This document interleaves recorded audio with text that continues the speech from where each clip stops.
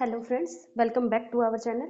आई hope आप सभी अच्छे होंगे और कल की आपने मैराथन भी देखी होगी, वो आपको अच्छी लगी होगी। आज कल क्या हुआ कि एक्चुअली मैं रिकॉर्ड कर रही थी और मुझे पता ही नहीं चला कि अपने आप इसकी जितनी भी मेमोरी थी सारी फुल हो गई थी और मैं यहाँ बोलती रही और अपने आप ही वीडियो रिकॉर्ड होना बंद हो गई। जहाँ पे कल रिकॉर्ड होना स्टॉप हुई है वहीं से हम आज स्टार्ट करेंगे। कल के लिए सॉरी भाई, मैंने ध्यान नहीं दिया।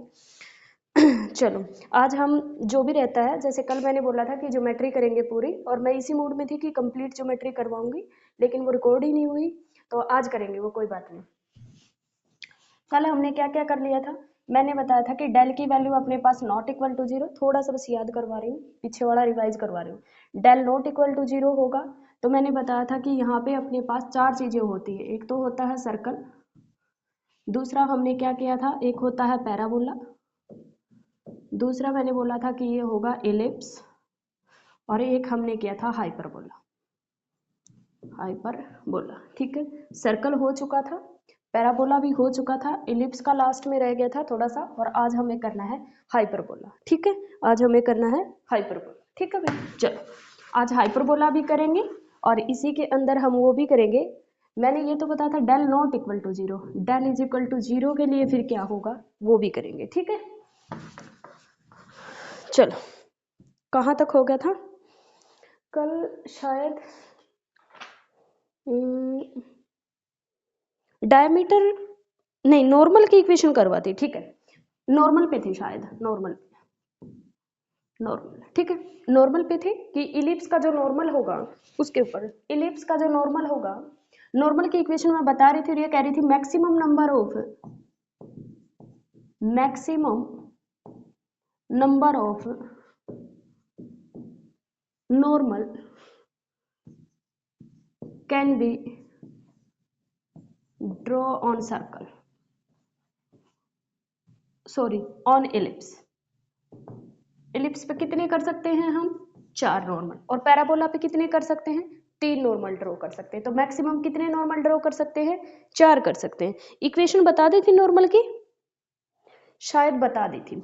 तो अपने पास इक्वेशन ऑफ नॉर्मल हमने शायद फिर भी y is equal to M x plus minus और m ए स्केयर प्लस में बी स्केयर डिवाइडेड बाय में क्या था अपने पास, ए स्केयर एम स्केयर प्लस में बी स्केयर, सॉरी ये नहीं होती, ए स्केयर प्लस में बी स्केयर एम स्केयर, ये अपने पास थी इक्वेशन ऑफ नॉर्मल, ठीक है भाई। ये होती है equation of normal, minus M X minus M A square minus B square, A square plus B square M square का under, that is the equation of normal in slope form, ठीक है। Slope form में ये क्या होती है, normal की equation होती है। उसके बाद मैंने बताया था कि जो डायमीटर होते हैं ये अपने पास नॉर्मल होता है, मैक्सिमम कितने नॉर्मल ड्रॉ कर सकते हैं, पैराबोला पे तीन कर सकते हैं, इलिप्स और हाइपरबोला पे चार कर सकते हैं। तो इलिप्स पे कितने कर सकते हैं, चार नॉर्मल ड्रॉ कर सकते हैं, ठीक है भाई, चार नॉर्मल ड्रॉ कर सकते हैं। नेक्स्ट इसका पॉइंट लिखो कि जो सम ऑफ ऑर्डिनेट होता है, सम ऑफ ऑर्डिनेट क्या होता है, जीरो होता है। जैसे अपने पास कोई भी आप इलिप्स लोगे, आप कोई भी क्या लोगे, इलिप्स लोगे, और उसके इलिप्स का जो ऑर्डिनेट होगा, मतलब अपने पास क्या करते थे तुम, देखो उसके जो कोऑर्डिनेट लोगे आप, लेट अस सपोज दैट उसके जो कोऑर्डिनेट लोगे x1 y1 जैसे लेते थे, उसके तीन नॉर्मल ड्रॉ किए हमने, x1 y1 पॉइंट पे, और दूसरा अपने पास क्या हो x2 y2 पॉइंट पे, और तीसरा मैंने ले लिया p डैश x3 y3 पे, ठीक है।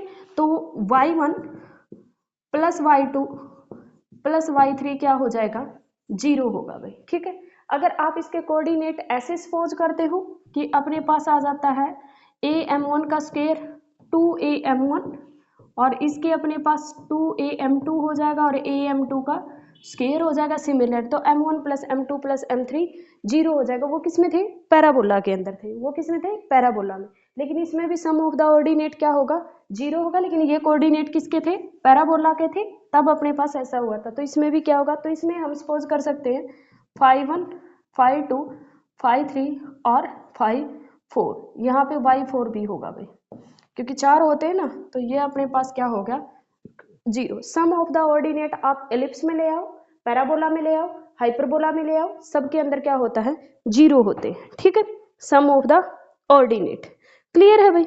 और यहाँ पे जीरो की बजाय एक चीज, जीरो तो एक ही केस में होगा, यहाँ पे बल्कि ये होता है 5 1 5 2 5 3 5 4 2n+1 पाई, सॉरी भाई ये लिख लो रिजल्ट, वो तो n की वैल्यू जब अपने पास क्या लोगे तो n की वैल्यू 1/2 तो हो ही नहीं सकती ना, नहीं, ठीक है, 5 1 5 2 5 3 प्लस 5 4 या θ1 θ2 θ3 θ4 जो होगा 2n+1 पाई होगा इस केस में, इसके अंदर जीरो नहीं 2n+1 पाई होगा, ठीक है भाई, ठीक है।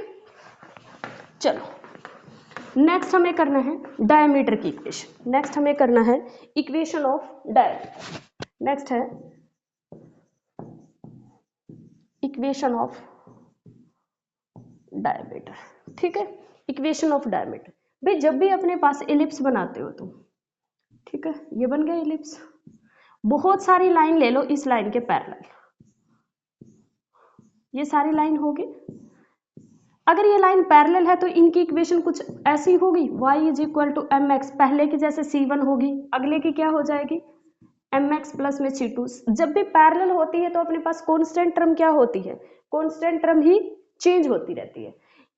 इन सारी की सारी लाइंस के मिड पॉइंट से पास होने वाली, इनके मिड पॉइंट से पास होने वाली जो भी लाइन की इक्वेशन होगी that is called the diameter, ठीक है, that is called the diameter. तो इक्वेशन ऑफ डायमीटर क्या हो जाएगी, तो मैं इनको हटा देती हूँ क्योंकि ये अपने पास एक कॉमन सी ले लो अगर लेना चाहो तो ये दोनों इक्वेशन क्या है, पैरेलल है, यहाँ ले लिया C1, यहाँ ले लिया C2, ये पैरेलल है सारी की सारी, इनके मिड पॉइंट से पास होने वाली इक्वेशन क्या हो जाएगी, इनके परपेंडिकुलर हो गई है, तो ये क्या होगी y = -mx प्लस में कुछ भी आएगा, मैं इसको इधर ले जाऊंगी, my प्लस में x = में 0, मैं ये कर देती हूँ, अगर यहाँ 0 है, लेट अस सपोज दैट मैं इसको 0 लेके चल पड़ी हूँ एक बार, तो अपने पास ये आ जाएगी, अगर कोई कांस्टेंट है तो यहाँ कांस्टेंट क्या हो जाएंगे, चेंज हो जाएंगे, तो ये अगर अपने पास ये इक्वेशन है, अगर अपने पास ये इक्वेशन है तो इसके डायमीटर की इक्वेशन ये हो जाएगी, ये इक्वेशन है, इसके डायमीटर की इक्वेशन क्या हो जाएगी, ये हो जाएगी, ये मैं एक जर्नल इक्वेशन लेके चली, इसके डायमीटर की इक्वेशन क्या हो जाएगी, ये हो जाएगी, क्लियर है भाई इतना, आई होप इतना क्लियर हो गया होगा, ठीक है, ये होती है डायमीट्रिक इक्वेशन, ठीक है, या इक्वेशन ऑफ डायमीटर। नेक्स्ट भाई, नेक्स्ट है कॉन्जुगेट, नेक्स्ट क्या है कॉन्जुगेट, कॉन्जुगेट डायमीटर, नेक्स्ट है कॉन्जुगेट डायमीटर। कॉन्जुगेट डायमीटर क्या होता है भाई, कॉन्जुगेट डायमीटर, ये अगर आपका एलिप्स है, एक ये डायमीटर है, एक ये डायमीटर, ये दोनों कैसे हैं कॉन्जुगेट डायमीटर, ये अपने पास मैंने ए बी और C D, A B and C D are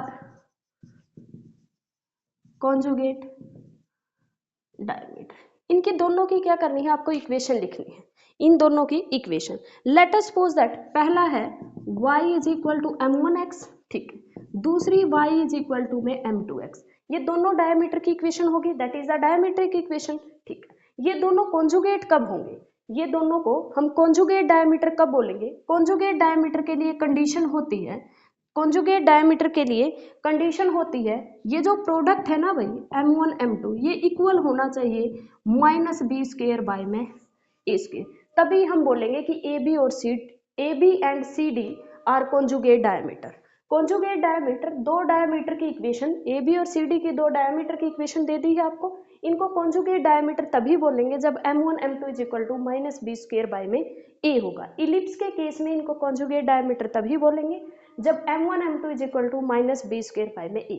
यहीं पे एक थोड़ा सा नोट बना के लिख लो, वैसे तो मैं आगे करवाऊंगी पर याद रहेगा आपको, अगर यही केस हाइपरबोला में आ जाए कि कॉन्जुगेट डायमीटर कब बोलेंगे, तो कॉन्जुगेट डायमीटर तब बोलेंगे जब m1 m2 = b² a आ जाए, वहां पे क्या होगा, ये नेगेटिव साइन नहीं आएगा, हाइपरबोला के केस में हो जाएगा, कंजुगेट डायमीटर की कंडीशन होती है, यही होगी डायमीट्रिक इक्वेशन, तो m1 m2 क्या होगा वहां पे b² में a हो जाएगा। आई होप ये क्लियर हो गया होगा।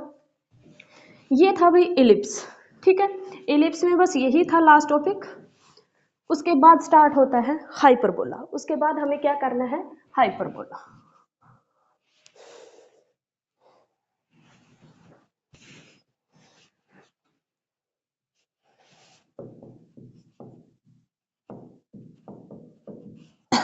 हाइपरबोला। ठीक है भाई, हाइपरबोला, हाइपरबोला के अंदर वही अपने पास हाइपरबोला में क्या होता है, दो हमें पैराबोला से दिखते हैं, ये हाइपरबोला हो गया। ठीक है, यहाँ पे क्या होता है, फोकस पॉइंट, जिसको आप ऐसे लिख सकते हो, पॉइंट क्या होते हैं AE0 जैसे इलिप्स में होते हैं, और यहाँ पे फोकस पॉइंट होता है -AE0 होगा। ठीक है, और ये अपने पास क्या होता है, that is the centre point. ये क्या होते हैं अपने पास, वर्टेक्स हो जाएंगे, V और B डैश हो जाएंगे। इसकी जो डायरेक्ट्रिक्स है, इलिप्स में क्या बन रही थी, पीछे बन रही थी, तो यहाँ पे ये डायरेक्ट्रिक्स, ये क्या होगी, x is equal to A/E, ये क्या होगी, x is equal to -A/E। ठीक है, ये x is equal to -A/E, और ये अपने पास क्या हो जाएगी, x is equal to A/E।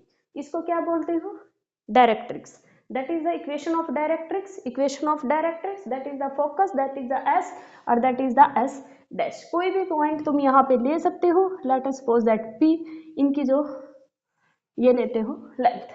ठीक है भाई, उसके अंदर क्या था, this plus this is equal to 2a, इसके अंदर क्या होगा, this minus this is equal to 2a, या ये कर लो S dash P minus S of P का मोड लेते होते इज इक्वल टू में 2a in case of hyperbola. Hyperbola के केस में क्या होगा भाई, एस ऑफ दिस, इन दोनों का difference is equal to 2a होगा, और इलिप्स के केस में इन दोनों का सम इज इक्वल टू 2a होगा। और जब हम पैराबोला में जा रहे थे तो वहां पे perpendicular distance is equal to this, यानी कि यहाँ से हमने डायरेक्ट्रिक्स पे क्या डाले, यहाँ से हमने क्या डाले थे, उसका भी जो देखो,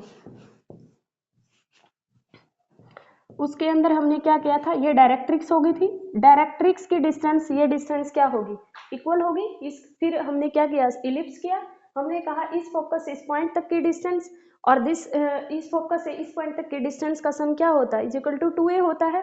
लेकिन हाइपरबोला के केस में इन दोनों का डिफरेंस इज इक्वल टू क्या होता है, 2a होता है। ठीक है भाई, इन दोनों का डिफरेंस क्या होता है, 2a होता है। आई होप ये क्लियर हो गया होगा। ठीक है, अब हमें इसके ऊपर लिखने हैं नोट, वो क्या है, देखो भाई, पहले तो इक्वेशन ऑफ हाइपरबोला हमें पता होनी चाहिए। मैं लिखूंगी यहाँ पे जो स्टैंडर्ड इक्वेशन है वही, एक्स स्क्वायर बाय में ए square minus Y square by B square is equal to 1। ये अपने पास किसकी इक्वेशन होती है, हाइपरबोला की।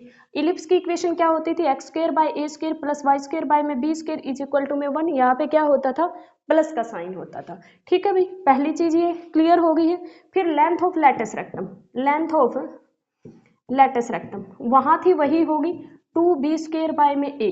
ठीक है, b क्या है अपने पास, माइनर एक्सिस, यानी कि एक अपने पास होती है जिसके ऊपर हाइपरबोला बना हुआ है, इसको अपने पास सॉरी, इसमें क्या होता है, माइनर और मेजर ना होके क्या होता है, एक तो ट्रांसवर्स एक्सिस होती है, एक कॉन्जुगेट एक्सिस होती है।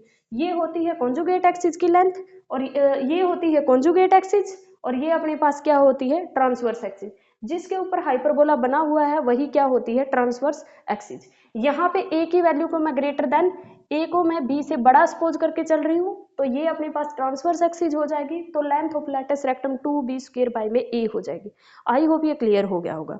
ठीक है भाई, ठीक है, और इसके अंदर क्या होता है, डायरेक्ट्रिक्स मैंने आपको बता दी है, डायरेक्ट्रिक्स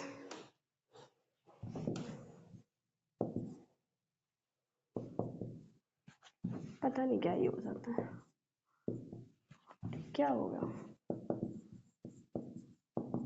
डायरेक्ट्रिक्स के अंदर क्या होता है, x is equal to plus minus a by E. ठीक है, डायरेक्ट्रिक्स के अंदर क्या हो गया है, प्लस माइनस a बाय में, ठीक है, x is equal to plus minus A, ये अपने पास a बाय ई होगा, ये अपने पास माइनस a बाय ई होगा, ये अपने पास क्या होती है, डायरेक्ट्रिक्स की इक्वेशन होती है। ये लेंथ ऑफ लैटिस रेक्टम होती है, ये मैंने बता दिया आपको फोकस के पॉइंट क्या होते हैं। और ये फिर अपने पास यहाँ पे आता है कि वर्टेक्स के पॉइंट क्या होते हैं, वर्टेक्स के पॉइंट यहाँ a0 होगा और यहाँ माइनस a0 होगा। अगर आपसे कोई वर्टेक्स के पॉइंट पूछे तो यहाँ पे वर्टेक्स पॉइंट क्या होता है, प्लस माइनस a0, और दूसरा अगर इस पे बना होता है, कॉन्जुगेट एक्सिस पे बना होता है, तो 0 प्लस माइनस b होते हैं, that is called the vertex. ठीक है भाई, क्लियर हो गया इतना। ठीक है, अगर सेंटर पॉइंट पूछे तो इसमें 0 0 रहेंगे। ठीक है, क्लियर है। अब मैं आपके सामने रखूंगी एक क्वेश्चन, और उसमें क्या करेंगे, हम सारी चीजें जो जो है वो निकाल देंगे ताकि आपको निकालने में दिक्कत ना हो। ठीक है, उसके बाद करेंगे इसके थ्योरी पोर्शन। एक क्वेश्चन है, find the eccentricity, find the eccentricity, मैं ई लिख रही हूँ एसेंट्रिसिटी को, एक फोकाई फाइंड आउट करनी है, ठीक है, और वर्टेक्स भी फाइंड आउट करना है।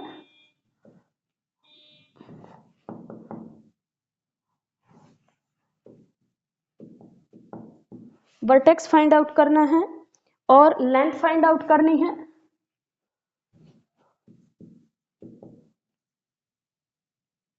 पता ही नहीं आज तो क्या हो रहा। वर्टेक्स और क्या, length, length of latus rectum,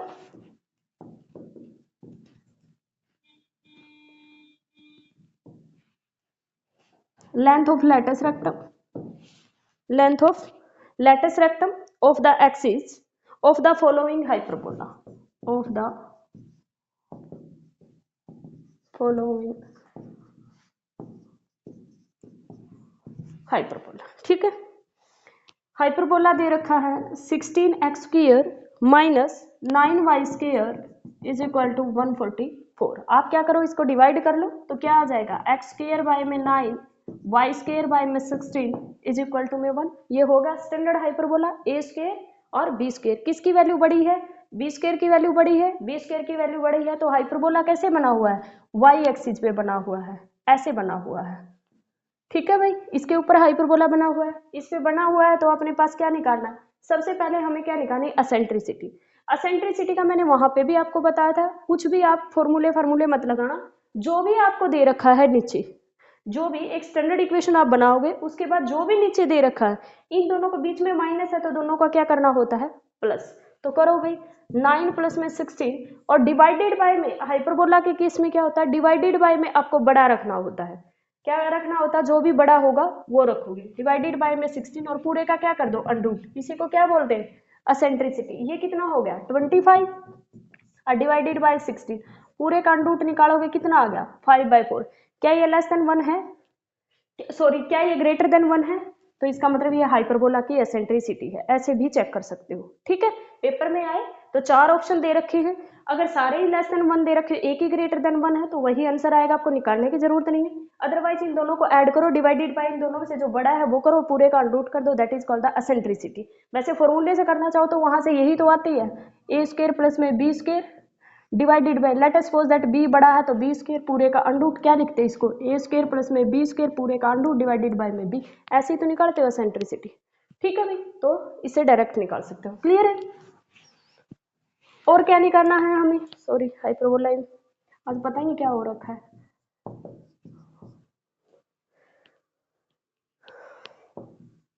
ठीक है। चलो अब करते हैं, कोई ना, एक्स स्क्वायर बाय में 9 माइनस वाई स्क्वायर बाय में 16 इज इक्वल टू में 1, हमने एसेंट्रिसिटी निकाली, फिर कह रखा है फोकाई निकालो। अब फोकाई हमें पता है, फोकाई कहाँ पे होती है अपने पास, जो हमने एस और एस डैश लिए थे उन्हीं को फोकस पॉइंट कोई तो बोलते हैं, वो अपने पास क्या होती है, प्लस माइनस ए ई, लेकिन सॉरी प्लस माइनस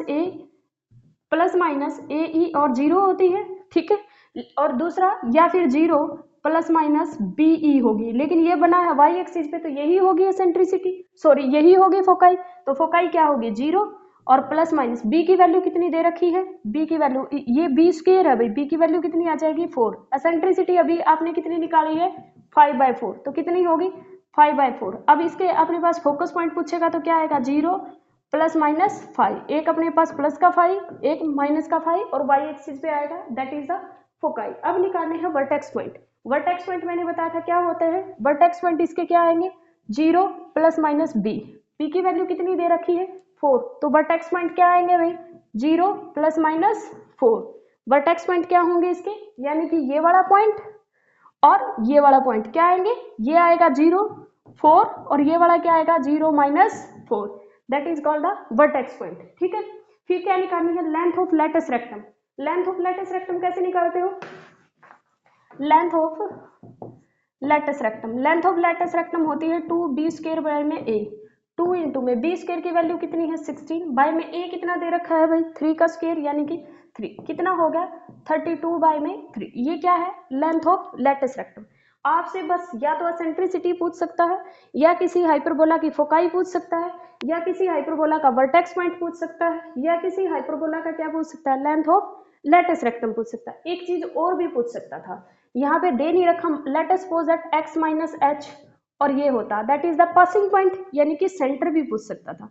अगर आपसे कभी भी किसी भी हाइपरबोला का सेंटर पूछता है तो वो आप कैसे निकालोगे? जब भी आपको सेंटर निकालना हो, सेंटर इसका तो साफ साफ आपको दिख ही जाएगा, ऐसे में तो आपको सेंटर पूछेगा नहीं, वो क्या देगा आपको? जर्नल इक्वेशन देगा। जर्नल इक्वेशन में अगर आपसे सेंटर पूछता है हाइपरबोला में, सेंटर निकालने के लिए आपको क्या करना है? फोर सेंटर लिख लो अपनी कॉपी में ये चीज। सेंटर निकालने के लिए आप क्या करोगे हाइपरबोला में? कर्ल एफ बाई में curl x is equal to 0 रखो, कर्ल एफ बाई में curl Y is equal to 0, यहाँ से फाइंड करो x की वैल्यू और यहाँ से फाइंड करो y की वैल्यू। जो भी वैल्यू आएगी x की वैल्यू और y की वैल्यू, वही तुम्हारे क्या होंगे? x और y जो आएंगे वही तुम्हारे क्या हो जाएंगे? सेंटर हो जाएंगे। ठीक है भाई, वही तुम्हारे पास क्या हो जाएंगे? सेंटर पॉइंट हो जाएंगे। देखो भाई दोबारा एक बार फिर रिपीट कर देती हूँ क्योंकि हाइपरबोला सबको पता नहीं क्यों डिफिकल्ट लगता है। ठीक है, इलिप्स और पैराबोला इतना नहीं लगता, हाइपरबोला तक आते आते पता नहीं क्या हो जाता है, सबको ये लगता है हाइपरबोला बहुत, बस कुछ भी नहीं है भाई, इलिप्स हाइपरबोला से ज़्यादा ही डिफिकल्ट पड़ता है बल्कि, और हाइपरबोला तो बहुत इजी है। और अगर किसी को इलिप्स आता है तो हाइपरबोला में तो कुछ है ही नहीं फिर उसके बाद। तो देखो क्या होता है, या तो वो आपसे एसेंट्रिसिटी पूछेगा, अगर आपसे पूछ रहा है एसेंट्रिसिटी तो आपको क्या करना है? जो भी हाइपरबोला की इक्वेशन दे रखी है, late us suppose that hyperbola की स्टैंडर्ड इक्वेशन ये दे रखी है, तो आपको क्या करना है? इन दोनों को ऐड करना है, डिवाइड बाय इन दोनों से में से जो बड़ा होगा उसको लिख देना और पूरे का रूट कर देना, वो क्या हो जाएगी? एसेंट्रिसिटी। या फिर आपसे क्या पूछेगा? फोकाई पूछ सकता है, फोकस पॉइंट पूछेगा। अगर वो आपसे फोकाई पूछता है तो आपको फोकाई का क्या पता है ना?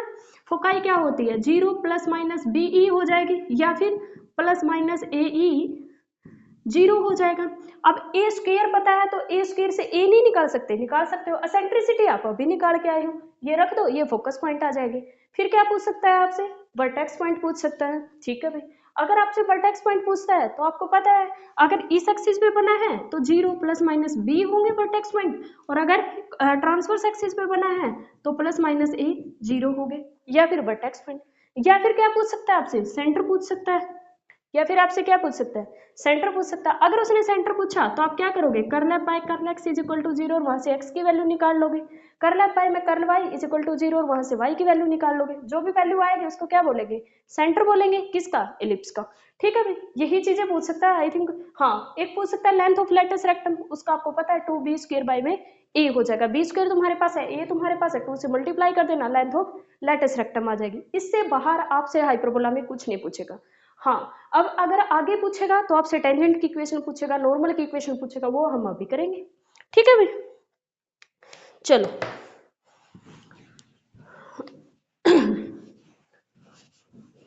एक कई बार है ना, जो मैंने आपको बताया था ना कि इन दोनों की, जो मैंने ये बताया था कि S P minus S dash P का mod is equal to 2a, वो ये 2a दे देता है और वहां से तुमसे हाइपरबोला की इक्वेशन पूछने लग जाता है। तो इसमें कंफ्यूज नहीं होना है, मैंने आपको बता दिया क्या अपने पास ये होता है एस पी, पी का आपको पता है, पी एनी पॉइंट ले रखा है, एस आपके पास फोकस का पॉइंट है जो कि गिवन होगा लेंथ के अंदर, लेंथ निकाल लेना, इज इक्वल टू 2a रख देना, वहां से सीधा तुम्हारे पास इक्वेशन आ जाएगी। पी कोई भी पॉइंट सपोज कर लेना कि एक्स और वाई है, ठीक है, वो आपको फोकस के पॉइंट देगा, फिर वहां से दोनों की लेंथ निकालना और इज इक्वल टू 2a। ठीक है, क्लियर है? चलो नेक्स्ट, ये था हाइपरबोला का केस। अब आता है रेक्टेंगुलर हाइपरबोला। नेक्स्ट है rectangular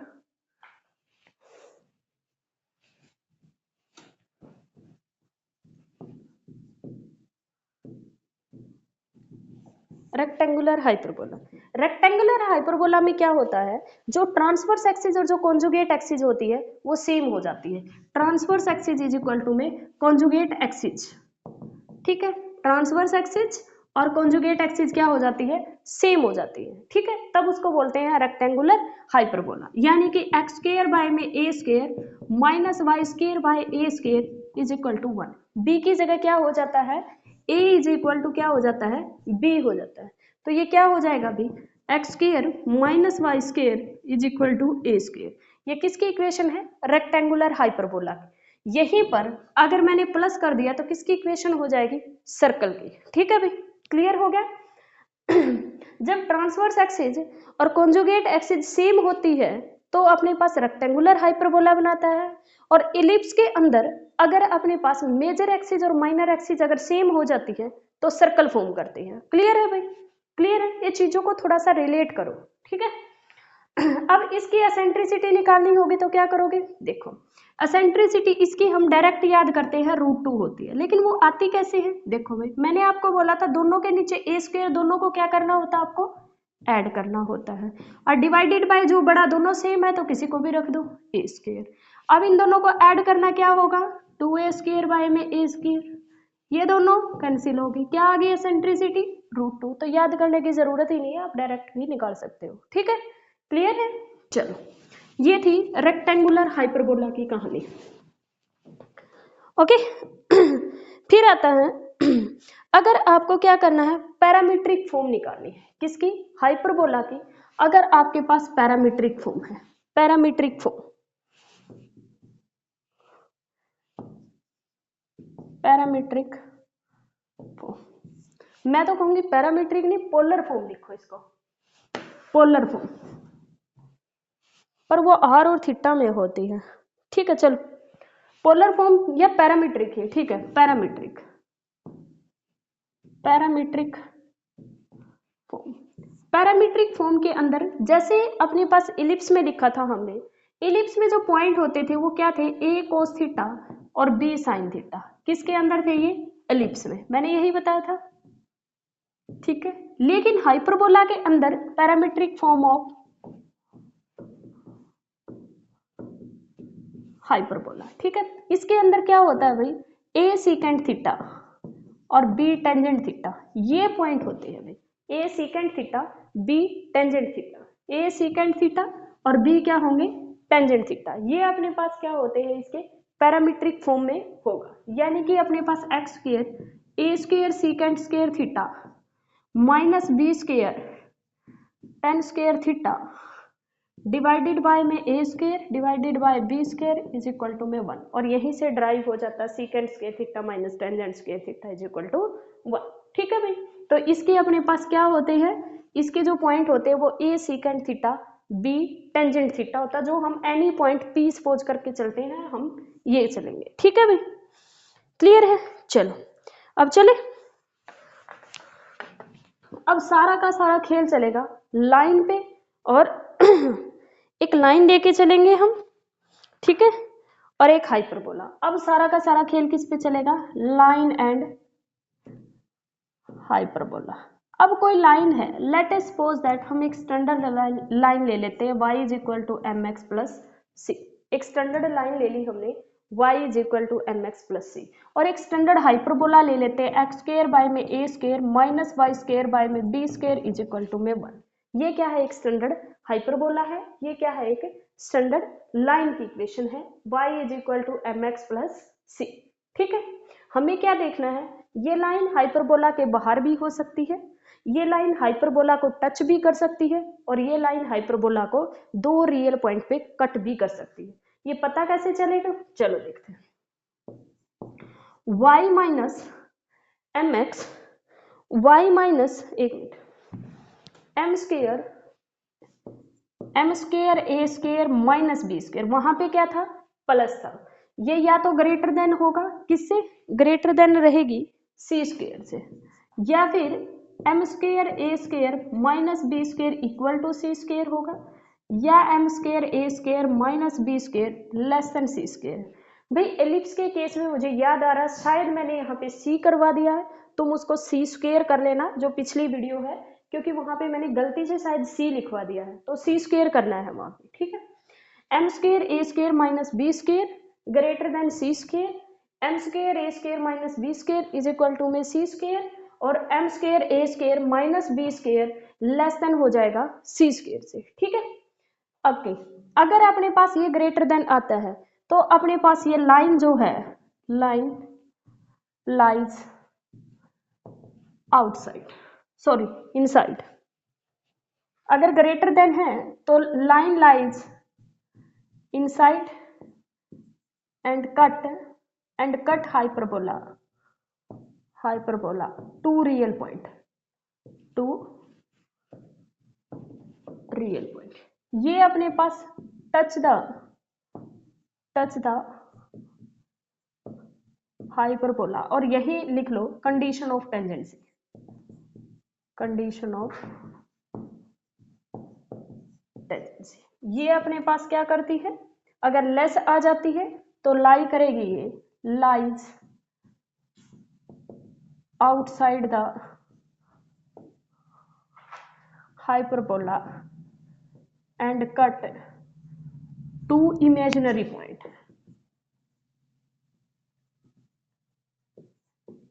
imaginary point of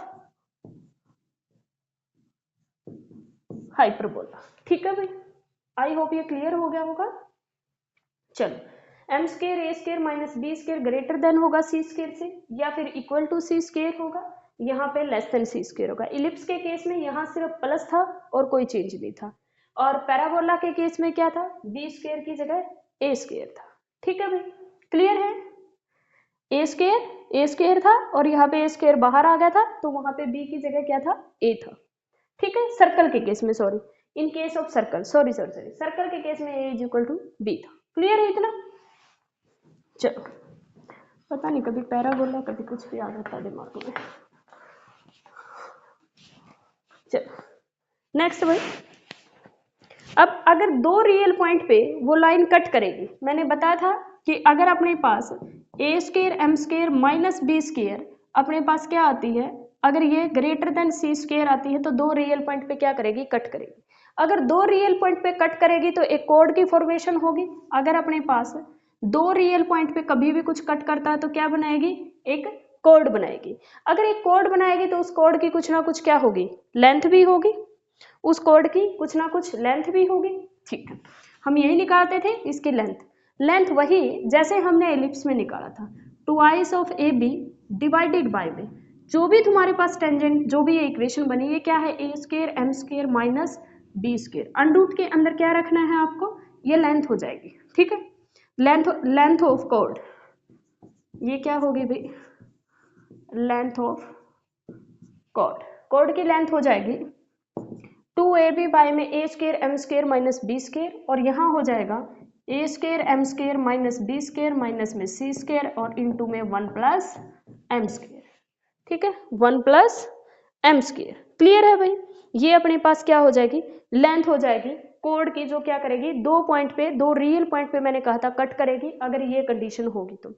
okay, next अपने पास कंडीशन अगर ये आ जाए, नेक्स्ट अगर कंडीशन ये आ जाए कि इक्वल टू सी स्केयर है, तो वो क्या करेगी, टच करेगी तो पॉइंट ऑफ कांटेक्ट आएंगे, point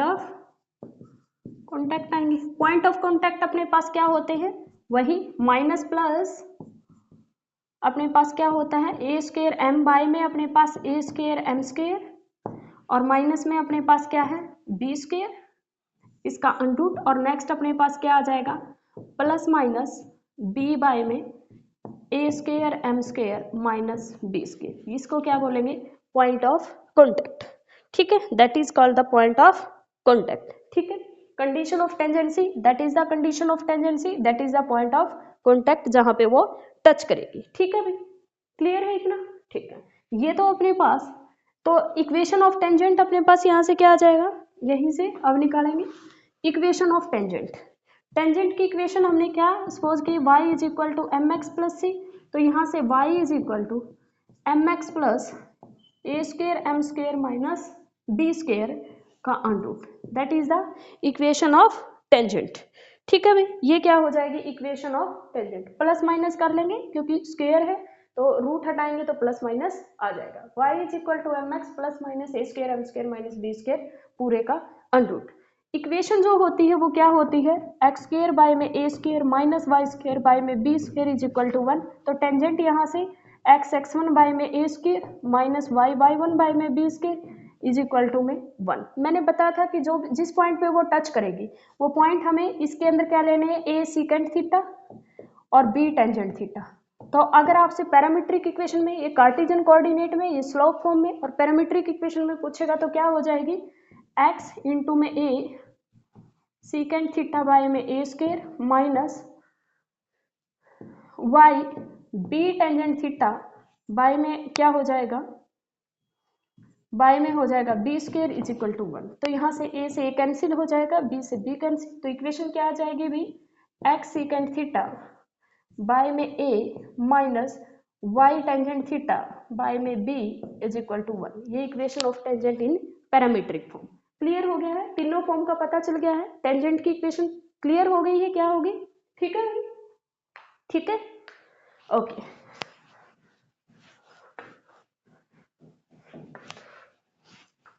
next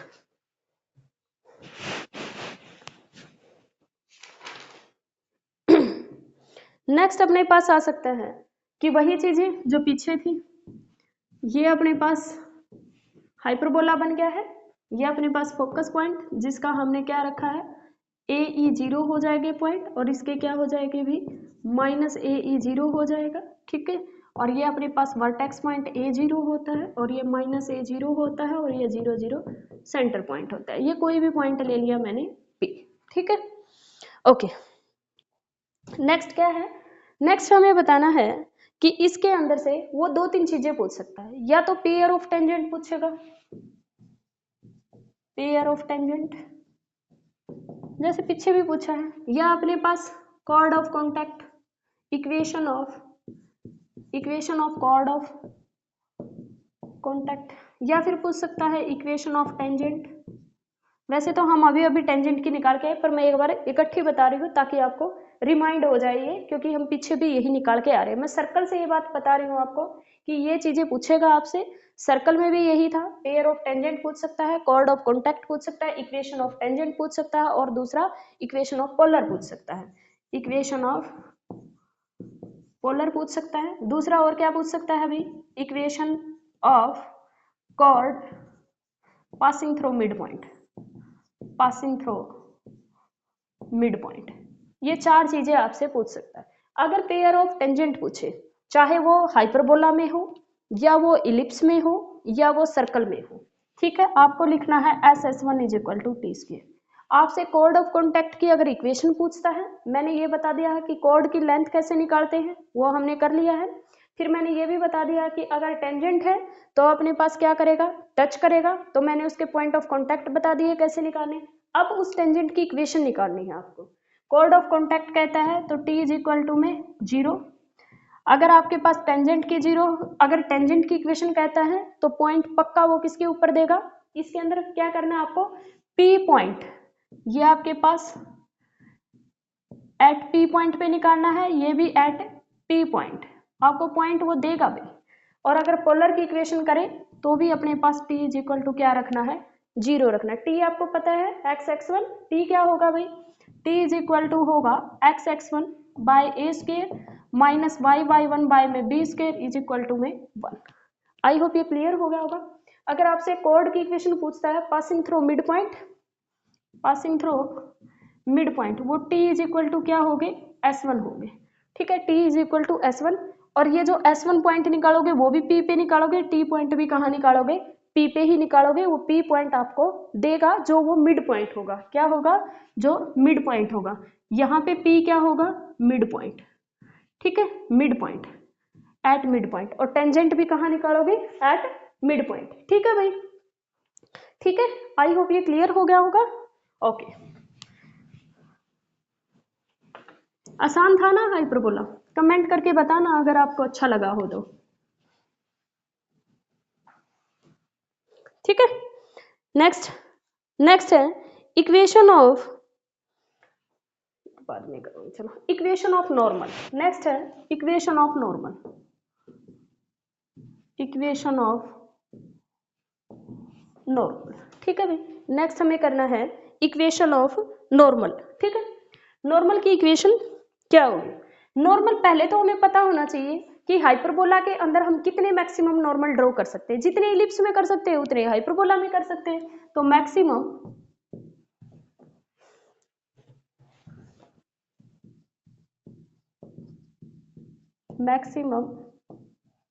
number of normal draw two hyperbola कितने, 4। जितने किसके अंदर कर सकते थे हम, इलिप्स के अंदर कर सकते हैं। तो मैक्सिमम कितने कर सकते हैं, 4 नॉर्मल ड्रॉ कर सकते हैं। ठीक है भाई, इक्वेशन ऑफ नॉर्मल किसके लिए, एक्स स्क्वायर बाय में ए square minus Y square by में B square is equal to 1।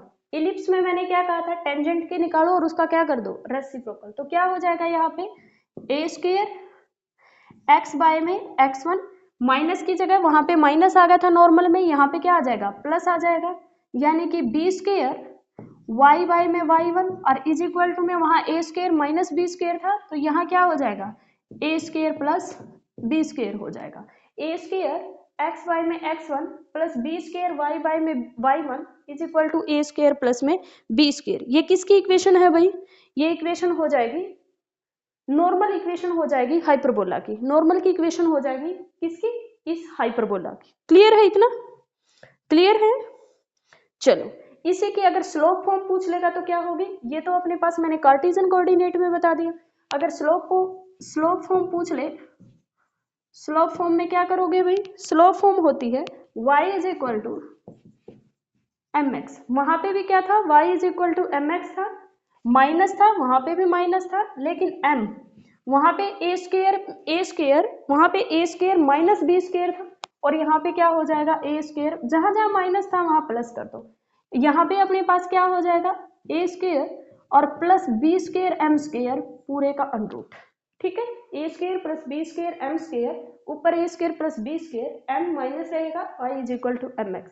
ये क्या रहेगी, स्लोप फॉर्म रहेगी नॉर्मल ऑफ द हाइपरबोला की। ठीक है, नॉर्मल ऑफ द हाइपरबोला। अगर कार्टेशियन फॉर्म पूछ ले तो कार्टेशियन फॉर्म जो होगी, सॉरी अगर पूछ ले पैरामीट्रिक फॉर्म, नेक्स्ट लिखो भी, अगर पैरामीट्रिक फॉर्म पूछ ले तो पैरामीट्रिक फॉर्म नेक्स्ट है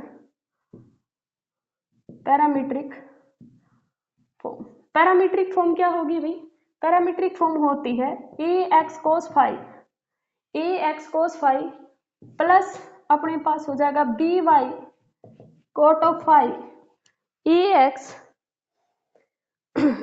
by is equal to a square plus b square. क्या होती है भाई, ax cos phi plus by cot phi is equal to, theta कर लो या कोई दिक्कत नहीं,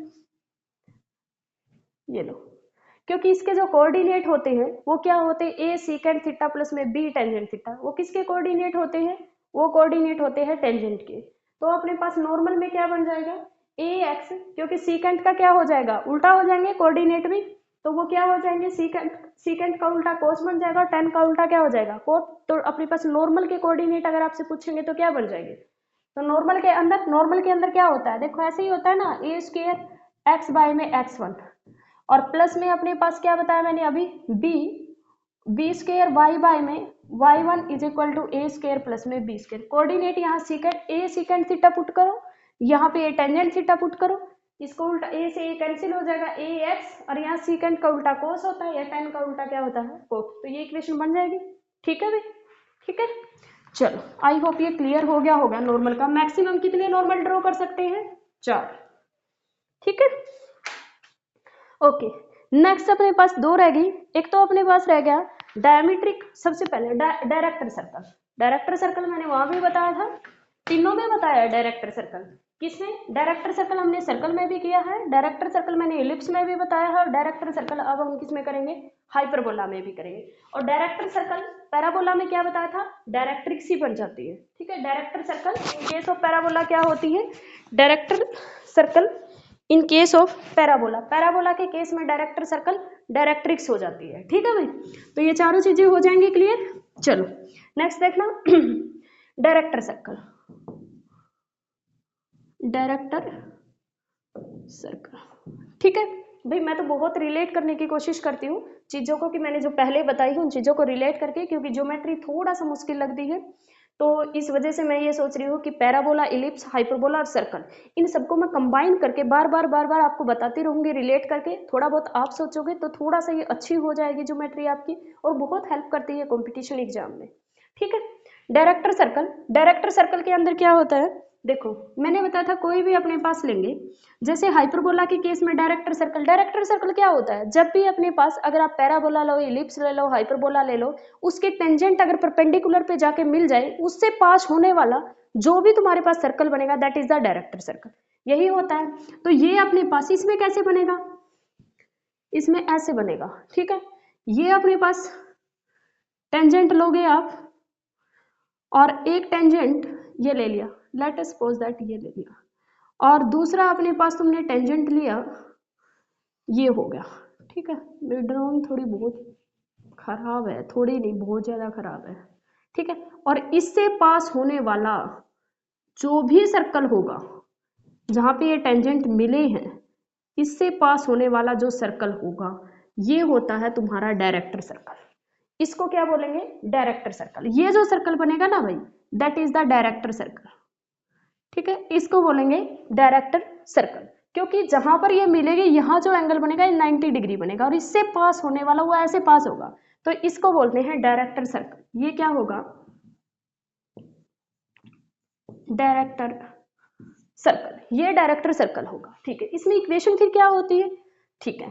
अगर अपने पास हाइपरबोला की इक्वेशन तुम्हें पता है, एक्स स्क्वायर बाय में ए square minus Y square by में B square is equal to 1, ये क्या होता है, हाइपरबोला। तो डायरेक्टर सर्कल की इक्वेशन क्या होगी, सर्कल है तो बीच में तो क्या आएगा, प्लस आएगा, एक्स स्क्वायर प्लस में y square is equal to a square minus b square. Ellipse के केस में था a square plus b square, circle के केस में क्या था, a square plus a square यानी कि 2a स्क्वायर। तो अपने पास डायरेक्टर सर्कल की केस में, और director circle in case of hyperbola क्या होता है, x square plus Y square is equal to a square minus b square, ठीक है भाई, क्लियर है। चलो ये थी डायरेक्टर सर्कल, ठीक है। नेक्स्ट डायमीटर की इक्वेशन मैंने वहां भी बता दी थी, जैसे ही हमने लेक्चर स्टार्ट किया था वहां भी मैंने बताया था डायमीटर की इक्वेशन क्या होगी, डायमीटर इक्वेशन ऑफ डायमीटर वो वही होगी जो इलिप्स में होती है, equation of diameter y is equal to M x, ये लाइन है, ठीक है। और अपने पास डायमीटर की इक्वेशन क्या हो जाएगी, एम वाई प्लस में x इज इक्वल टू 0, ये इक्वेशन ऑफ डायमीटर होती है, ये इक्वेशन ऑफ डायमीटर होती है। अगर ये आपके पास लाइन की इक्वेशन दे रखी तो इसके डायमीटर की इक्वेशन ये होगी, क्योंकि जितनी भी पैरेलल लाइन लोगे उन सबके मिड पॉइंट से पास होने वाली जो लाइन होगी उनके परपेंडिकुलर होगी वो लाइन, और वही तुम्हारी क्या बनाएगी, डायमीटर बनाएगी, क्लियर है भाई, ओके। नेक्स्ट क्या है, ये लास्ट है, और लास्ट क्या करवाया था इलिप्स में, वही इसका लास्ट होगा। क्या करवाया था, याद करने की कोशिश करो, क्या करवाया था, conjugate diameter, conjugate diameter. Next था, लास्ट था conjugate diameter, conjugate diameter. Conjugate diameter क्या था, मैंने बताया था कि दो डायमीटर अपने पास कॉन्जुगेट कब होंगे, यानी कि एक ट्रांसवर्स एक्सिस है और इसमें कॉन्जुगेट एक्सिस है, तो वे दोनों की दोनों डायमीटर अगर बनाएगी तो उनको कॉन्जुगेट डायमीटर कब बोलेंगे, जैसे y is equal to m1x, y is equal to m2x, ये क्या है आपके पास, लाइन है, ठीक है। ये दोनों क्या है आपके पास, लाइन है। तो अपने पास कॉन्जुगेट डायमीटर ये कब होंगी, ये दोनों लाइन आपस में कॉन्जुगेट डायमीटर तब बनाएगी जब m1 m2 की value b square by a आ जाए। ये डायरेक्ट आ सकता है क्वेश्चन, m1 m2 की वैल्यू क्या होती है, b स्क्वायर बाय में a होती है, तो वो आपसे पूछ लेगा यहाँ से कि इसका कॉन्जुगेट डायमीटर है कि नहीं। जैसे आपको दो लाइनें दे देगा, चार ऑप्शन दे देगा कि कौन सा इसके कॉन्जुगेट है, तो आपको चेक करना है, पहले का आपको गिवन होगा चार ऑप्शन में आपके पास जिसके भी m1 m2 equal to b square by में a आ रहा है वो तुम्हारे दोनों कॉन्जुगेट डायमीटर है, ठीक है, क्लियर है। चलो भाई, ये हाइपरबोला हमारा खत्म हो गया है, इलिप्स मैंने करवा दिया था, पैराबोला करवा दिया है, सर्कल करवा दिया। अब नेक्स्ट जो रहेगा, नेक्स्ट मैं 1 मिनट का ब्रेक ले लूं, उसके बाद हम करेंगे डेल पे कहानी। अब ये वाला टॉपिक जो है ये खत्म हो गया है, del not equal to 0। Geometry का मैंने अच्छे से करवाना है, ऐसे टाइम पास नहीं करना, 1 मिनट बस।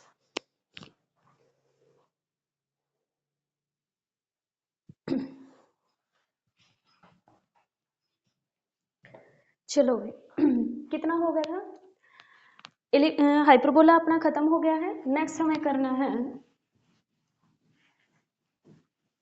नेक्स्ट भाई देखो हमने क्या किया, डेल अपने पास मैंने बताया था या तो नॉट इक्वल टू 0 होगा या फिर डेल की वैल्यू क्या होगी, इक्वल टू 0।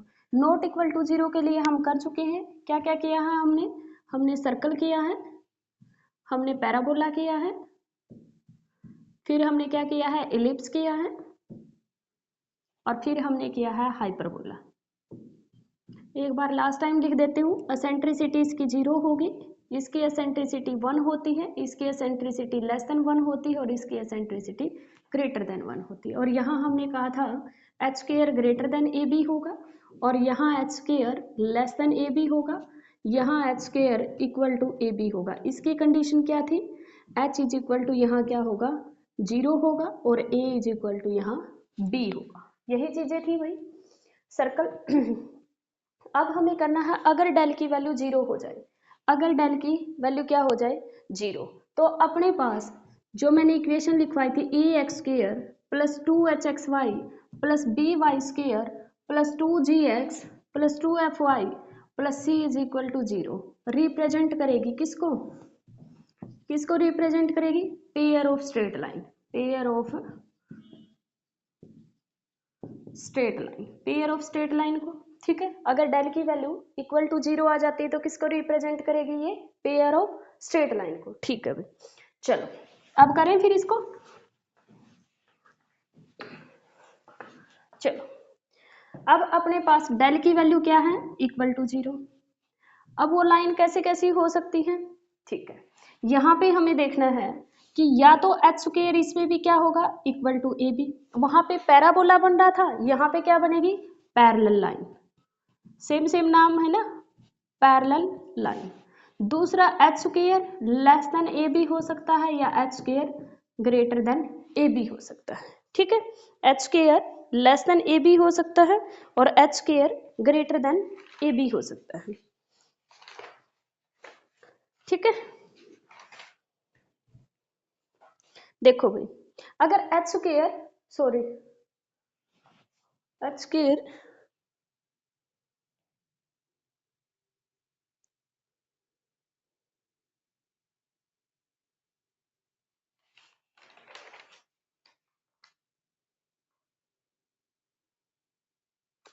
पैरेलल लाइन भी और एच स्क्वायर ए भी, इसको आइडेंटिकल लाइन भी बोल सकते हैं, दोनों ही चीजें बन सकती है। यानी कि देखो एक लाइन है, इसी के ऊपर एक लाइन बना दोगे तो आइडेंटिकल लाइन हो जाएगी, लेकिन ये लाइन भी आपस में क्या होती है पैरेलल होती है। H square is equal to a भी आइडेंटिकल लाइन भी होंगी और उसको हम पैरेलल लाइन भी बोल सकते हैं। ठीक है भाई, फिर है अगर अपने पास एच स्क्वायर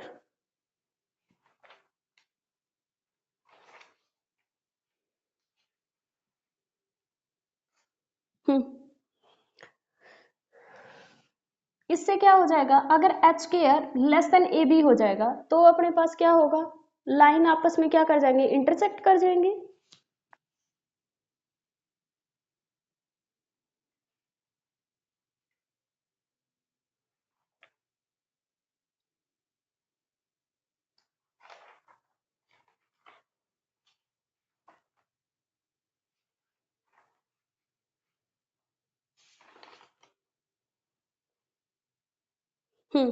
अगर ग्रेटर देन है तो लाइन आर इंटरसेक्टिंग, ठीक है। और अगर लेस देन है, अगर अपने पास क्या आती है लेस देन आती है तो अपने पास लाइन किस में रिड्यूस हो जाएगी, लाइन रिड्यूस इनटू पॉइंट, उस लाइन का पॉइंट बन जाएगा, यानी कि किसमें पॉइंट में रिड्यूस हो जाएगी। अगर अपने पास h square less than a b होगी तो उस लाइन का क्या किस में रिड्यूस हो जाएगी पॉइंट में। अगर ग्रेटर देन ए बी होगी तो क्या हो जाएगी लाइन आर इंटरसेक्टिंग। अगर एच स्क्वायर ए बी हो जाएगा तो लाइन आर पैरेलल और इन्हीं को आइडेंटिकल लाइन भी बोल सकते हो। जैसे सर्कल का अलग से किया था, यहाँ पे परपेंडिकुलर लाइन का अलग से करेंगे। अगर a plus b is equal to 0 है तो अपने पास कैसी बनेगी परपेंडिकुलर लाइन, कैसी होगी परपेंडिकुलर लाइंस, लाइंस कैसी होगी परपेंडिकुलर होगी। ठीक है भाई, लाइंस कैसी होगी परपेंडिकुलर। ठीक है, क्लियर है इतना। चलो नेक्स्ट भाई लाइन अपने पास दो तरह से बन सकती है, एक तो देगा ए एक्स स्क्वायर प्लस में 2hxy और प्लस में बी वाई स्क्वायर प्लस में 2gx प्लस में 2fy प्लस में c इज इक्वल टू 0। और एक अपने पास होती है pair of line passing through origin, तो अपने पास क्या होगी ए एक्स स्क्वायर प्लस में 2hxy और प्लस में b y square is equal to 0। अगर कोई पूछे कि पेयर क्या बतानी है, लाइन की इक्वेशन, पेयर ऑफ लाइन की इक्वेशन बतानी है जो पासिंग थ्रू ओरिजिन हो a x square plus 2hxy plus b y square is equal to में 0 हो जाएगी। समझ में आया भाई इतना? ठीक है, ये क्या होती है, जनरल लाइन की इक्वेशन होती है जब डेल इज इक्वल टू इसके लिए 0 हो जाता है। क्लियर है इतना? क्लियर है? यहां से आपसे क्या पूछ सकता है, देखो जर्नल इक्वेशन से, अब जर्नल इक्वेशन है ये, और इससे क्या क्या पूछ सकता है, देखो मैं इसको एक बार रेज कर देती हूँ, ठीक है। देखो भाई लाइंस का जिक्र हो रहा है तो पूरा मैं अब लाइंस का ही पढ़ाऊंगी, ठीक है। देखो पहला तो ये पूछ सकता है उन लाइंस के बीच में एंगल, ठीक है। अगर अपने पास दे रखी है इक्वेशन यही दे रखी है, अगर अपने पास इक्वेशन यही दे रखी है, देखो मैं पहले बता रही हूँ जर्नल के स्टैंडर्ड के लिए, अगर अपने पास ए एक्स स्क्वायर प्लस में 2hx वाई प्लस में बी वाई स्क्वायर, और साथ में बता रही हूँ इसके लिए ए एक्स स्क्वायर प्लस में 2hx वाई प्लस में बी वाई स्क्वायर प्लस में 2gx प्लस में 2fy प्लस में c इज इक्वल टू 0, ठीक है। इसके लिए अपने पास सबसे पहले एंगल पूछ सकता है, उन दोनों लाइन के बीच में क्या एंगल होगा, उसको बोलते हैं टेंजेंट थीटा, ठीक है। क्योंकि ज्यादातर पेपर में यही लाइन देता है, बहुत रेयर चांस है ये दे दे, ये तो तब देता है जब पेपर को बहुत मुश्किल बनाना हो, क्योंकि वो टाइम टेकिंग होता है, ठीक है। तो अपने पास टेंजेंट थीटा, वैसे मैं बताऊंगी उसमें भी एंगल कैसे निकालते हैं। इसके अंदर twice of under root of H square minus में ए सी,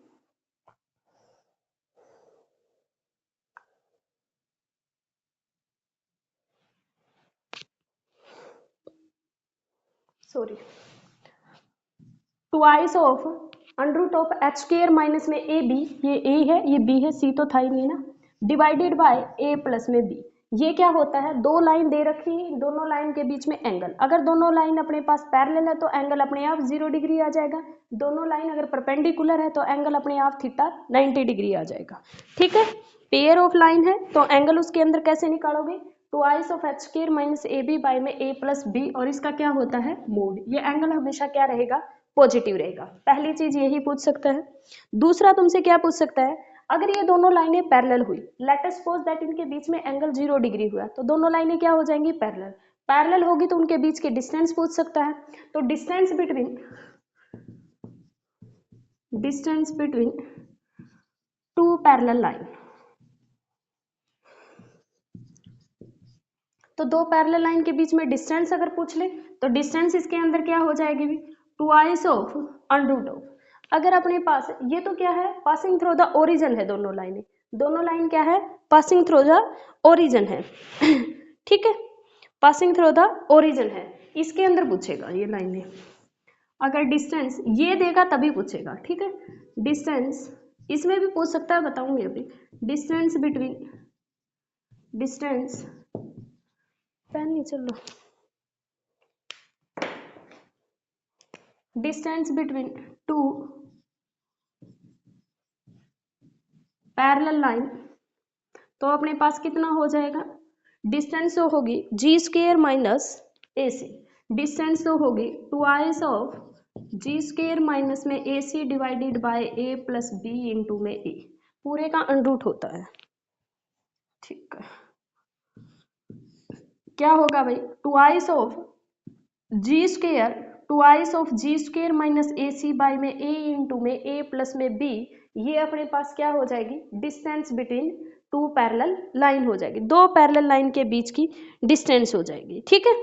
दो पैरेलल लाइन के क्या हो जाएगी बीच की distance, twice of g square minus a c by में a into a plus b, ठीक है। ये अपने पास दो पैरेलल लाइन के बीच की क्या हो जाएगी, डिस्टेंस हो जाएगी। और यहीं पे अगर अपने पास टेंजेंट थीटा पूछ ले, टेंजेंट थीटा, तो टेंजेंट थीटा के अंदर क्या हो जाएगा, इसके अंदर होगा वही ट्वाइस होगा पूरे का अंडर रूट, इसमें होगा एफ स्क्वायर प्लस में जी स्क्वायर प्लस में एच स्क्वायर माइनस में a c, f square plus में g square plus h square, f square plus में जी स्क्वायर प्लस में h square minus of a b minus of b c minus of a c, और divided by में क्या हो जाएगा, divided by हो जाएगा जो भी इनके दे रखे हैं ए प्लस बी प्लस सी, ठीक है। एंगल क्या होगा, twice of f square plus में जी स्क्वायर प्लस में एच स्क्वायर माइनस में ए बी माइनस में बी सी और माइनस में हो जाएगा ए सी और divided by a plus b plus c. ये होगा एंगल अगर अपने पास जनरल फॉर्म थी रखी हो। और इसमें होगा twice of under root of H square, क्योंकि एफ और जी की वैल्यू यहाँ हो जाती है 0, और माइनस में हो जाएगा ए सी, माइनस में क्या हो जाएगा ए बी, सॉरी माइनस में हो जाएगा ए बी, क्योंकि बी सी में सी 0 होगा, ए सी में सी 0, इसमें सी की वैल्यू भी 0 होती है, इसमें एफ और जी की वैल्यू भी 0 होती है, इस वजह से ये आ जाएगा एच स्क्वायर माइनस में a b twice of under root of H square minus a b by में ए प्लस बी, और यहाँ सी की वैल्यू 0 हो जाएगी, इसलिए यहाँ भी नहीं आएगा। और इसमें क्या होता है एफ स्क्वायर प्लस में एच स्क्वायर प्लस में जी स्क्वायर माइनस में ए बी माइनस में बी सी माइनस में ए सी डिवाइडेड बाय में ए प्लस बी प्लस सी, पूरे का अंडर रूट नहीं होता है, यहाँ पे भी नहीं होता। मोड होगा, बिल्कुल होगा ये मोड, क्योंकि ये अपने पास हमेशा पॉजिटिव वैल्यू देगा। क्लियर है भाई, ये अपने पास क्या होती है डिस्टेंस होती है। अगर यहीं पर पूछ लिया जाए कि डिस्टेंस क्या होगी, तो यहाँ पे अपने पास ये दे रखी है पहले ही पासिंग थ्रू ओरिजिन है, तो यहाँ पे अपने पास डिस्टेंस दोनों के बीच की कैसे आ जाएगी।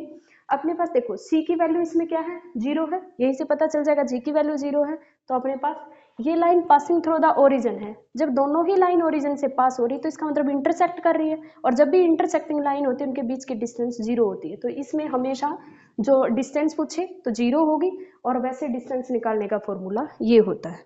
ठीक है भाई। अच्छा, अब आप ये भी सोच रहे होंगे कि जी से ही क्यों निकाला। हाँ हाँ हाँ, रुको एक मिनट, इसको ये भी लिख सकते हो twice of f square minus b c by में अपने पास b into a plus b, इससे भी निकाल सकते हो, ये दोनों ही सेम चीजें हैं। Twice of g square minus a c by में a into a plus b निकालो, या ट्वाइस ऑफ एफ स्क्वायर ले सकते हो, यहाँ एफ स्क्वायर लोगे तो माइनस ऑफ बी सी करोगे डिवाइडेड बाय में b इंटू में a प्लस बी करोगे। ठीक है, दोनों ही डिस्टेंस होती है, ठीक, किसी से भी निकाल लो, दोनों से सेम आएगी। ठीक है भाई, ठीक है।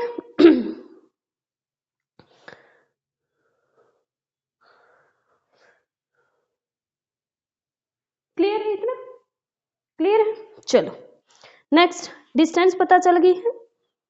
ओके, पॉइंट ऑफ इंटरसेक्शन, अब अपने पास नेक्स्ट पॉइंट पूछ सकता है, अगर आपको निकालना हो point of intersection of two line, of two pair of line, दो लाइन दे रखी, इनका कोई ना कोई पॉइंट ऑफ इंटरसेक्शन होगा। कैसे निकालोगे, आप निकालोगे कर्ल एफ बाय में curl x is equal to 0, curl f by में curl Y is equal to में 0। आप curl f by curl x is equal to 0 रख दो, कर्ल एफ बाय में curl Y is equal to 0 रख दो, उन दोनों लाइन का पॉइंट ऑफ इंटरसेक्शन आ जाएगा। पेयर ऑफ लाइन दे रखी है, उनके बीच का एंगल पूछ सकता है। देखो भाई, दो लाइन दे रखी है, क्या पूछ सकता है, या तो दोनों के बीच का क्या पूछ सकता है, एंगल पूछ सकता है, या दोनों के लाइन का दोनों के बीच का क्या पूछ सकता है, डिस्टेंस पूछ सकता है, या दोनों का क्या पूछ सकता है, पॉइंट ऑफ इंटरसेक्शन पूछ सकता है, या ये पूछ सकता है ये लाइन परपेंडिकुलर होगी इंटरसेक्टिंग होगी, वो एच स्क्वायर से मैंने पहले ही बता दिया है। जर्नल इक्वेशन हो तो ऐसे निकालनी है, और अपने पास अगर स्टैंडर्ड इक्वेशन हो तो ऐसे निकालनी है। ठीक है, एक दो चीजें और पूछ सकता है, वो और बता देती हूँ क्योंकि एक बार ऐसा क्वेश्चन आया हुआ है। ठीक है, देखो परपेंडिकुलर बाइसेक्टर की पूछ सकता है ना, क्या पूछ सकता है, परपेंडिकुलर बाइसेक्टर। इसके लिए बता रही हूँ पहले, परपेंडिकुलर बाइसेक्टर। ठीक है, equation of bisector between the line, equation of bisector, equation of bisector between the line, equation of bisector between the line. पता बाइसेक्टर कैसे बनेगा, जैसे ये होगी पेयर ऑफ लाइन और ये बनेगा बाइसेक्टर, और ये एंगल दोनों क्या होंगे इक्वल, यानी कि एंगल बाइसेक्टर होगा, उसकी इक्वेशन पूछ रहा है ये, उसकी इक्वेशन यानी कि इसकी, इस लाइन की इक्वेशन पूछ रहा है क्या बनेगी। वो कैसे निकालोगे भाई, देखो वो इक्वेशन निकालनी, इसके बाइसेक्टर की इक्वेशन अगर पूछे बिटवीन द लाइंस, वो अपने पास क्या होती है, x square minus Y square divided by a minus b is equal to में एक्स वाई और डिवाइडेड बाय में एच। और अगर ये इक्वेशन दे रखी हो तो आपको लिखना है x minus x dash, x minus x dash का square, y minus y dash का square divided by a minus b is equal to x minus x1 और y minus y1 divided by में h। अब ये x1 y1 क्या है, ये point of intersection है।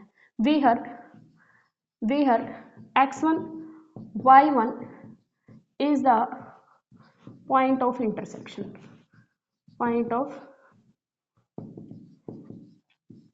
इंटरसेक्शन। ऐसी लाइन होगी तभी ये इक्वेशन बनेगी, इसमें क्यों नहीं बनेगी, क्योंकि ये तो पासिंग थ्रू ओरिजिन कहा है तुमने, तो इसका मतलब पॉइंट ऑफ इंटरसेक्शन क्या है, 0 है, तो अपने पास ये बन गई।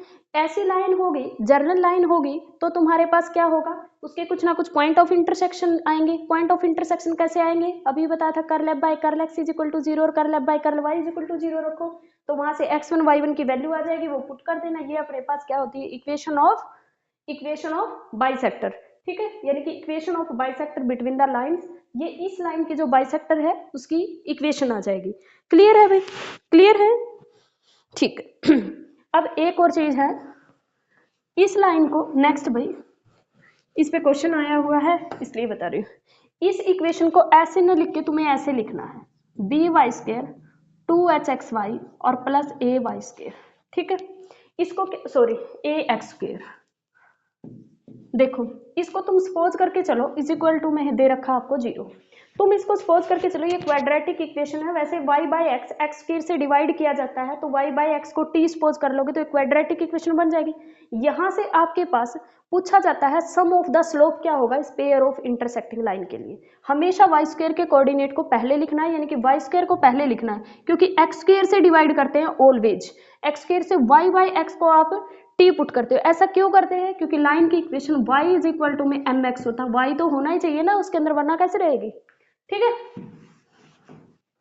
ओके, तो देखो भाई, या तो इसको क्या कर लो आप, एक्स स्क्वायर से डिवाइड ऐसे कर सकते हो, y बाय में x का स्क्वायर कर लो, twice of h y by x plus में a इज इक्वल टू में 0, और अब पुट कर लो y बाय एक्स को क्या पुट कर लो तुम, t पुट कर लो, तो b ऑफ टी स्क्वायर और प्लस 2ht और plus a is equal to 0। अब सम ऑफ द स्लोप और प्रोडक्ट ऑफ द स्लोप निकाल लोगे, अब निकाल लो, या फिर यहीं से कुछ भी मत करो, ऐसे अपने माइंड में सपोज करके चलो बस।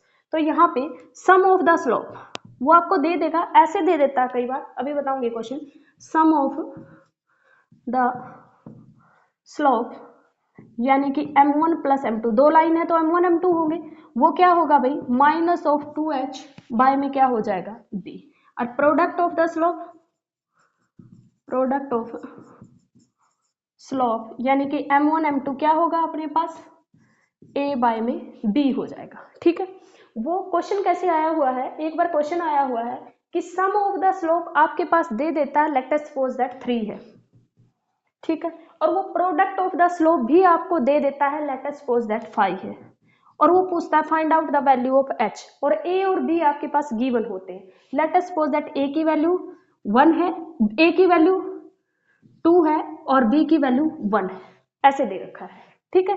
ये इक्वेशन दे रखी है, अब h की वैल्यू पूछ रहा है, तो आप क्या करोगे, b की वैल्यू कितनी दे रखी है 1 और a की वैल्यू कितनी दे रखी है 2, b की वैल्यू है 1, तो ये 5 तो कुछ आएगा नहीं, ये अपने पास दे रखा 2, ये 2 ही दे रखा, जैसे प्रोडक्ट अपने पास कितनी दे रखी है 2, यहाँ से h की वैल्यू पूछ रखा कितनी आ जाएगी -3/2, तो आपसे h की वैल्यू पूछ सकता है, a की वैल्यू पूछ सकता है, b की वैल्यू पूछ सकता है। इस तरह के क्वेश्चन में ये लगेगा, समझ में आ गया भाई, इस तरह से क्वेश्चन देगा और उसमें आपको ये यूज करना है, सम ऑफ द स्लोप और प्रोडक्ट ऑफ द स्लोप, ठीक है भाई। चलो और कुछ रह गया लाइन के अंदर, मेरे हिसाब से तो सारा सब कुछ हो ही गया है। ओके, एक और देख लेते हैं, the product of perpendicular, the product of perpendicular, product of perpendicular पूछ सकता है, of line, pair of line, of pair of line, product of perpendicular और pair of line from any point, from any point P x1 y1, ठीक है, किसी point x1 y1 से तुम्हें निकालना है। तो ये क्या होगा भाई, जो भी आपके पास जो इक्वेशन दे रखी है वो दे रखी है ax² 2hxy plus by² is equal to 0, तो क्या होगी भाई, मोड लिखोगे ax1 का square plus 2hx1y1 plus by1 का स्क्वायर और divided by a minus b का स्क्वायर प्लस में ये कितना हो जाएगा 4h² पूरे का अंडरूट, ठीक है। ये क्या होती है, the product of perpendicular from the point on the line this. इस लाइन के ऊपर आपको बतानी है प्रोडक्ट ऑफ परपेंडिकुलर। देखो मैं कैसे कह रही हूँ, दो लाइन होगी तुम्हारे पास, दो लाइन होगी, जैसे मैंने यही बताई थी, दो अपने पास लाइन है, ये मेरे पास कोई भी मैंने बाइसेक्टर ले लिया, ये अपने पास, और ये दोनों अपने पास क्या बन गई, परपेंडिकुलर। दिस और दिस यानी कि प्रोडक्ट ऑफ इन दोनों की प्रोडक्ट यानी कि प्रोडक्ट ऑफ परपेंडिकुलर ये आएगी हमेशा। ठीक है भाई, ये इतना इंपॉर्टेंट है नहीं पर फिर भी लिख लो। ठीक है, जो इंपॉर्टेंट था वो मैंने करवा दिया इसका, बस यही पूछेगा, या तो पूछता है आपसे, या तो वहां से मेन तो आता है, वहां से एंगल पूछता है। ठीक है, एंगल पूछता है, या फिर क्या पूछता है, परपेंडिकुलर बाइसेक्टर की इक्वेशन पूछता है, या फिर उसके बीच की डिस्टेंस पूछता है, या ये पूछता है लाइन पैरेलल होगी, लाइन परपेंडिकुलर होगी, आइडेंटिकल होगी, इंटरसेक्टिंग होगी। ठीक है, मैंने सम ऑफ द स्लोप बता दिया, प्रोडक्ट ऑफ द स्लोप बता दिया है। ठीक है भाई, क्लियर हो गया? चलो ये अपना टॉपिक हो जाता है यहाँ पे कंप्लीट। ठीक है, डेल की वैल्यू वाला, पर हमें अगर स्टार्ट कर ही रखा है तो मैं 2D में अब स्ट्रेट लाइन करवा रही हूँ। ठीक है, स्ट्रेट लाइन इन 2D खत्म ही हो जाएगा ना, स्ट्रेट लाइन इन 2D। ठीक है, ये अपने पास क्या था, पेयर ऑफ लाइंस थी, वो क्या थी, पेयर ऑफ लाइंस थी, ये मैं सिर्फ स्ट्रेट लाइन करवा रही हूँ 2D में। ठीक है भाई ठीक है, इक्वेशन ऑफ स्ट्रेट लाइन, पहला equation of straight line in two variable, क्या होती है भाई, ax plus b y plus c is equal to में 0, यही होती। फिर इसकी इंटरसेप्ट फॉर्म क्या होती है, इंटरसेप्ट फॉर्म वो क्या होती है, x बाय में a क्या होगी, ax प्लस में b y is equal to में c, तो यहाँ से इंटरसेप्ट फॉर्म होगी x c by a y c by b is equal to 1। इसको क्या बोलते हो, इंटरसेप्ट फॉर्म। इसी को क्या लिख देते हो, इसी को लिख देते हो x by a dash plus y by b dash is equal to 1, that is the intercept form. अब अपने पास बताओ स्लोप फॉर्म क्या होती है, स्लोप फॉर्म क्या होती है, y is equal to M x plus c. m क्या होता है, स्लोप ऑफ द लाइन होता है। कैसे निकालते हो, m is equal to tangent theta लिखते हो, और क्या लिखते हो, और लिखते हो dy बाय में dx। m is equal to tangent theta निकाल लो, या dy बाय में dx लिख दो, इसको क्या बोलते हो, स्लोप बोलते हो। ठीक है भाई, ठीक है। एक अपने पास आती है परपेंडिकुलर फॉर्म। परपेंडिकुलर फॉर्म में लाइन क्या होती है, लाइन की इक्वेशन इन परपेंडिकुलर फॉर्म कैसे होगी, ये अपने पास कोई लाइन है, ये जो ये लाइन है इसकी इक्वेशन ये परपेंडिकुलर डिस्टेंस की, उसमें अपने पास कैसे होती है, x cos alpha plus y sin alpha is equal to p। p क्या है आपके पास, परपेंडिकुलर डिस्टेंस, क्या है, परपेंडिकुलर डिस्टेंस। ठीक है भाई, अब अपने पास कोस अल्फा की वैल्यू क्या होगी इसके अंदर, कोस अल्फा। अब जैसे लाइन दे रखी थी ax plus b y plus c is equal to 0, ये है, तो इसकी परपेंडिकुलर फॉर्म बनेगी x cos alpha y sine alpha is equal to में p हो जाएगी। तो यहाँ से कोस अल्फा की वैल्यू क्या हो जाएगी, कोस अल्फा अपने पास हो जाएगा a बाय में under root of a square plus b square, sine alpha क्या होगा b बाय में under root of a square plus b square. और परपेंडिकुलर की बात आ जाए, p की वैल्यू क्या होती है, p की वैल्यू होती है c बाय में, p की वैल्यू माइनस ऑफ c। अगर c इज इक्वल टू में है तो प्लस आ जाएगा, यहाँ है तो माइनस, माइनस c बाय में a स्क्वायर प्लस में b स्क्वायर का अंडरूट। ठीक है, ये किसकी वैल्यू होती है, ये p की वैल्यू होती है। डिपेंड करता c यहाँ है या इज इक्वल टू में है, वो तो उसके अपने आप पॉजिटिव हो जाएगी, क्योंकि लेंथ है, नेगेटिव कभी होगी नहीं, तो अपने आप क्या हो जाएगी, पॉजिटिव हो जाएगी। ठीक है भाई, तो ये क्या हो जाएगी, पॉजिटिव हो जाएगी अपने आप।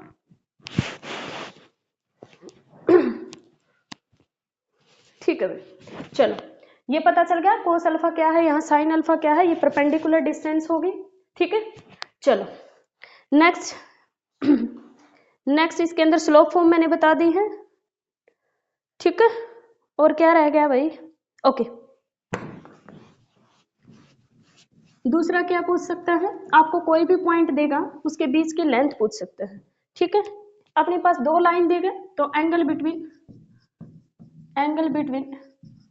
टू लाइन की जगह अगर यहाँ कोई कर्व भी हो तो भी कोई दिक्कत नहीं है। उन दो के बीच में हमेशा angle tangent theta m1 minus m2 1 plus m1 m2 का मोड, यही होता है angle. Angle between two curve पूछ ले, एंगल बिटवीन टू लाइन पूछ ले, m1 minus m2 divided by 1 plus m1 m2 का पूरे का mod is equal to tangent theta. ये क्या होता है, दो लाइन के बीच में एंगल पूछ ले, दो कर्व के बीच में एंगल पूछ ले, ऑलवेज अपने पास यही होता है, ठीक है, यही होता है ना।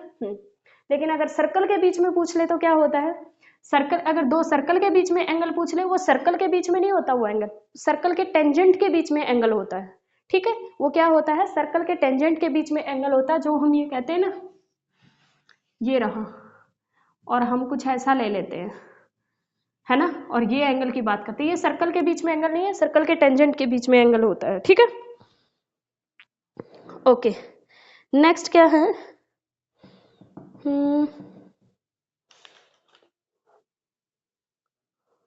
और क्या रह गया भाई।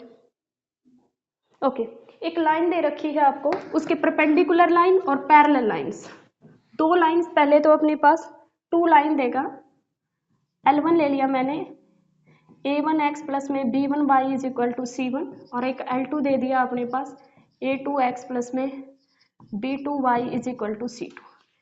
L1 is parallel to L2, कब होगी भाई, जब a1 by a2 is equal to b1 by में b2 is equal to c1 bye c2 हो। L1 is perpendicular to L2 या L2 इज परपेंडिकुलर टू, तो a1 a2 plus b1 b2 plus c1 c2 is equal to 0, यही करते हैं। एक minute रुक, हाँ ठीक है, एक minute, a1 a2 plus b1 b2 is equal to 0 आ जाए तो L1 is perpendicular to L2 हो जाएगा, ठीक है। और अपने पास पैरेलल कब होंगी, दो लाइनें a1 by a2 b1 by b2 is equal to, तो ये होगी कोइंसिडेंट लाइन। ये क्या होती है, कोइंसिडेंट लाइन, यानी कि एक लाइन पे दूसरी लाइन, ठीक है। ये कोइंसिडेंट आइडेंटिकल लाइन, इनको बोलते हैं आइडेंटिकल लाइन या फिर कोइंसिडेंट लाइन, ठीक है, कोइंसिडेंट लाइन। दूसरा अपने पास आता है कि लाइन अपने पास पैरेलल कब होती है, और हाँ एक चीज और होती है, फॉर परपेंडिकुलर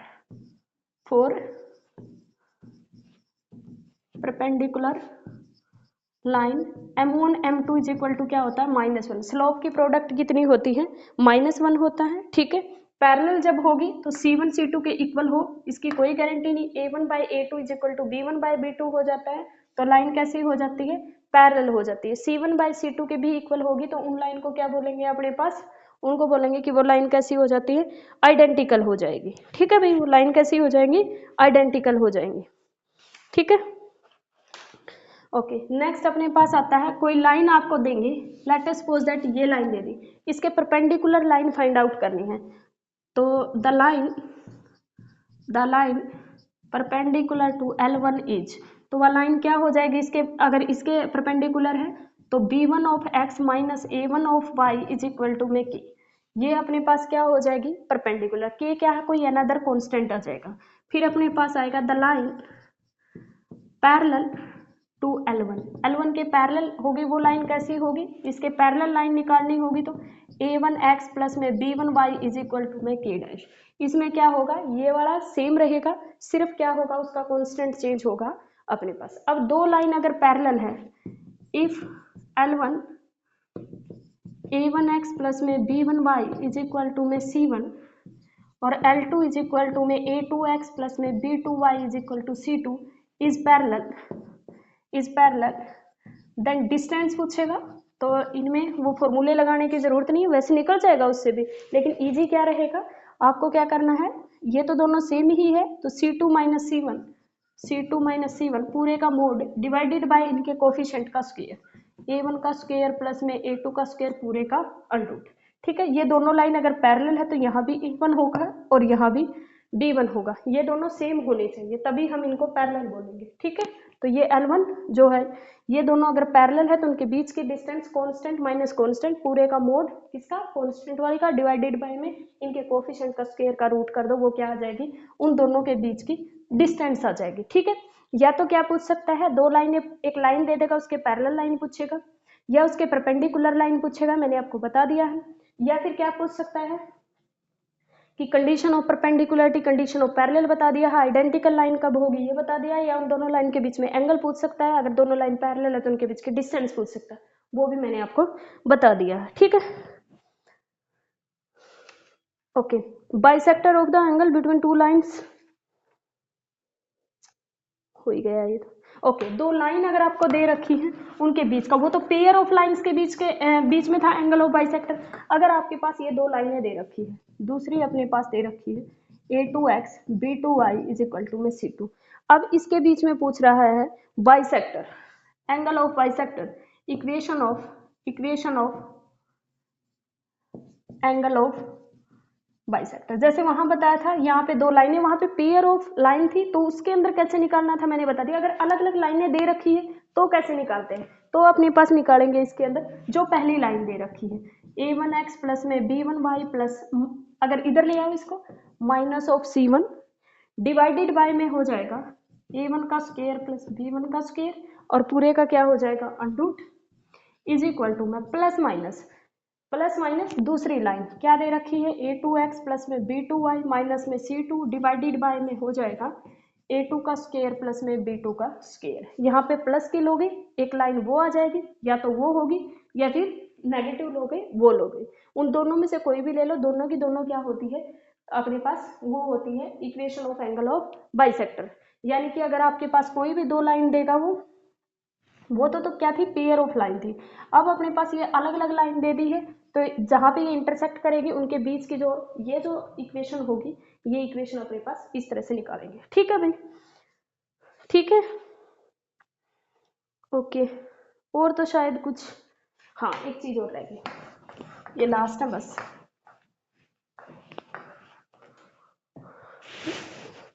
आपसे क्या पूछ सकता है, आपसे पूछ सकता है line through the point of intersection. आपसे पूछ सकता है कि अपने पास लाइन निकालनी है, एक अपने पास P मैंने लाइन दे दी a1x प्लस में b1y plus c1 is equal to 0, एक मैंने Q लाइन दे दी a2x प्लस में b2y प्लस में c2 इज इक्वल टू 0। इनके पॉइंट ऑफ इंटरसेक्शन से पास होने वाली लाइन की equation of line passing through the point of intersection P and Q, तो क्या होगी P plus lambda of Q is equal to में 0। अब लैम्डा की वैल्यू कैसे, वो एक पॉइंट और देगा साथ में आपको, वो उसके अंदर पुट करना है, लैम्डा की वैल्यू आ जाएगी, लैम्डा की वैल्यू निकाल के यही पुट कर देना, ये जो आएगी इक्वेशन इनके पॉइंट ऑफ इंटरसेक्शन से पास होने वाली हो जाएगी। ठीक है, अभी एक पॉइंट और देगा, क्योंकि लाइन कभी भी अगर आती है, ये जो लाइन आएगी वो दो पॉइंट से पास होती है, एक तो इसके पॉइंट ऑफ इंटरसेक्शन से पास हो जाएगी तभी तो लाइन निकलेगी, और दूसरा पॉइंट वो आपको देगा। ठीक है भाई, क्लियर है। नेक्स्ट भाई, आपको एक लाइन देगा, आपको एक पॉइंट देगा P, ठीक है, लेट अस सपोज दैट उसके पॉइंट कुछ भी दे सकता है x1 और y1, और वो आपको एक लाइन दे देगा, वो यहाँ से आपके पास फुट पूछ सकता है, वो इमेज पूछ सकता है, और ये लाइन की इक्वेशन आपके पास गिवन होगी। ठीक है, ये लेट अस सपोज दैट इसकी इक्वेशन है ax1 प्लस by1 और इज इक्वल टू में c1, यही दे रखी है। ठीक है, ठीक है, या प्लस c1 ले लो, ये लो plus c1 is equal to 0, ये लाइन ये दे रखी आपको, ये sorry ax plus by plus c ये दे रखी है। तो इसके अगर अपने पास क्या निकालना है तुम्हें, इसके फुट निकालने, इसके फुट सपोज कर लो h और k है, h और k की वैल्यू निकालनी, आप करोगे h minus x1 divided by में a इज इक्वल टू में k minus y1 divided by में b और इज इक्वल टू में,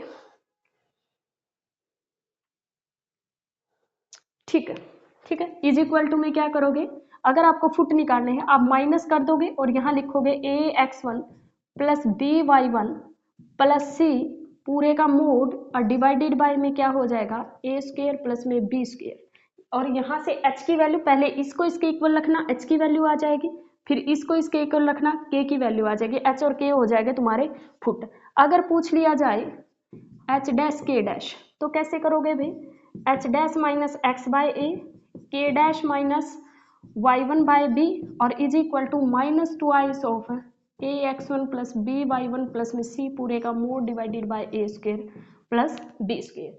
यहाँ से एच डैश और के डैश की, इससे इसको इसके इक्वल रखोगे एच डैश की वैल्यू, इसको इसके इक्वल रखोगे के डैश की वैल्यू, इमेज के पॉइंट आ जाएंगे। तीसरा वो इसके बीच की क्या पूछ सकता है, डिस्टेंस। अगर डिस्टेंस पूछ ले तो आपको ये नहीं करना पहले उसके फुट निकालने चले जाओ, नहीं, ये पॉइंट डायरेक्ट इस लाइन में पुट कर दो, क्या हो जाएगा, ए एक्स वन प्लस में बी वाई वन प्लस में सी पूरे का मोड और डिवाइडेड बाय में ए स्क्वायर प्लस में बी स्क्वायर पूरे का अंडरूट, ये क्या आ जाएगी, इनके बीच की डिस्टेंस आ सकती है। दो लाइन के लिए ये चीजें पूछ सकता है, ठीक है। वैसे तो तुम प्लेन में भी करोगे और प्लेन के अंदर भी करेंगे, हम सेम पैटर्न से करेंगे, लेकिन अगर लाइन की आ जाए तो इस तरह से करना है, ठीक है भाई। आई होप ये क्लियर हो गया होगा। मुझे नहीं लगता मैंने स्ट्रेट लाइन के अंदर, पेयर ऑफ लाइंस के अंदर, सर्कल के अंदर, पैराबोला के अंदर, इलिप्स के अंदर और हाइपरबोला के अंदर कुछ भी छोड़ा है। शायद मुझे लगता है ज्योमेट्री का, अरे नहीं नहीं नहीं नहीं, एक मिनट और, एक चीज तो रह गई।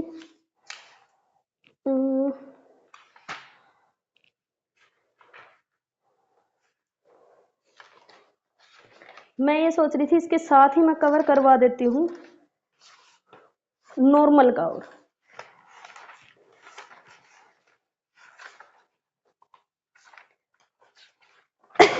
सॉरी सॉरी, बस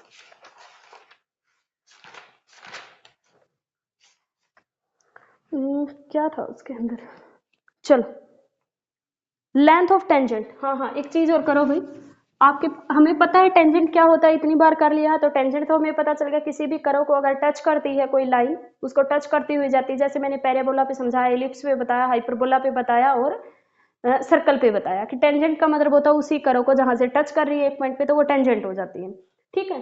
तो यहाँ से अब हमें करना है जो बहुत ही इंपॉर्टेंट है एक, कि अपने पास क्या आ जाता है, लेंथ ऑफ टेंजेंट पूछ लेता है, ठीक है। लेंथ ऑफ टेंजेंट,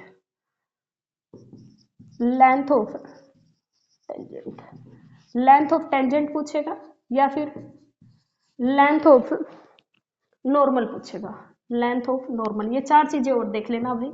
अच्छा, इसके साथ साथ लेंथ ऑफ सब टेंजेंट पूछेगा, ठीक है, इंक भी नहीं है, लेंथ ऑफ सब नॉर्मल, ठीक है, ये चार चीजें पूछ सकता है, ठीक है। देखो भाई, लेंथ ऑफ टेंजेंट अगर आपसे पूछ ले, लेंथ ऑफ टेंजेंट क्या होती है, तुम्हारे पास y1 दिखाई दे रहा है,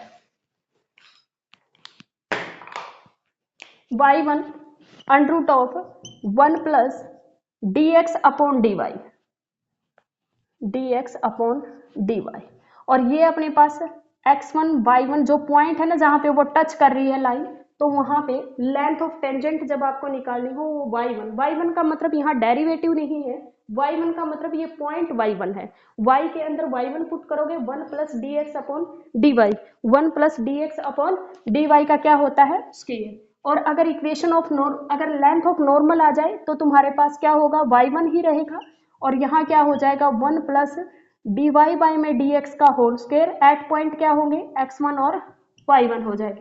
अगर तुम्हारे पास लेंथ ऑफ सब टेंजेंट आ जाए, टेंजेंट के अंदर क्या आया है, तो तुम्हारे पास क्या हो जाएगा भाई, y इंटू में तुम्हारे पास होगा dx अपॉन dy, ये dx अपॉन dy है तो सब टेंजेंट में y into d x upon d y होगा, सब नॉर्मल में आ जाए तो y इंटू में dy बाय में dx हो जाएगा, y इंटू में dy बाई dx हो जाएगा, और इसके अंदर y into d x upon d y, और इसी को ये भी लिख देते हैं y बाय में dy बाई dx, तो कंफ्यूज मत हो जाना।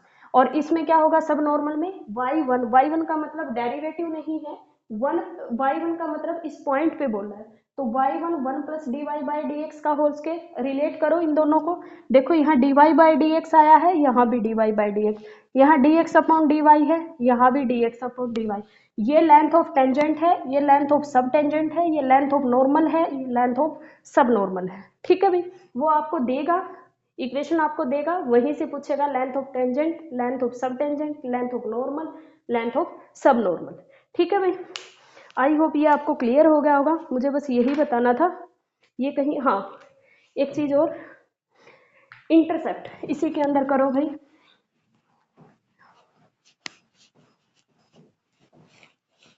एक है intercept of tangent on the axis,